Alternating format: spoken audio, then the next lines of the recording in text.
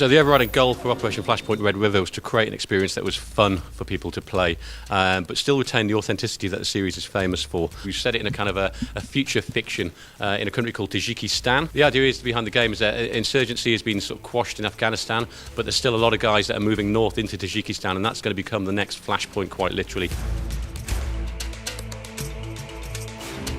So you work within a squad which is your fire team and 2 other fire teams.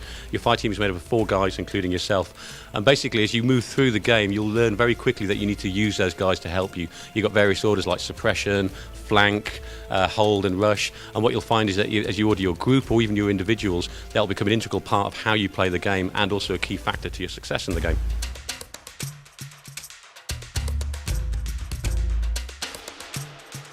You've got these 4 classes. Now what we've given the player is the ability to choose which class they want to go out into the game with. We really wanted each one to have its own specialities, have its own gifts and have its own class types. But as well as that, they can choose their loadout as well. So they can choose what gun they want to use, they can choose what sights they want to put on there, whether they want frag grenades, smoke grenades.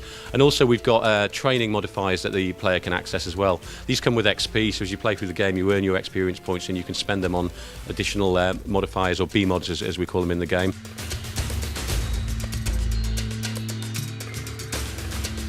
So Red River is primarily an infantry experience. In this particular iteration, that's what we wanted to focus on. So you won't be flying helicopters as such, but you'll certainly be in them and you'll be using them for, you'll see them being used in attacks and so on. You will be able to drive Humvees and land-based vehicles. The Marines spend an awful lot of time in those, so we spend a lot of time and effort making those a believable, gritty environment to sit in. As well as that, you probably saw that you do have some access to big bangs. We've got ordnance that you can call in, everything from howitzers, missiles, and of course our favourite, the JDAM, one of the biggest explosions you'll probably see in-game.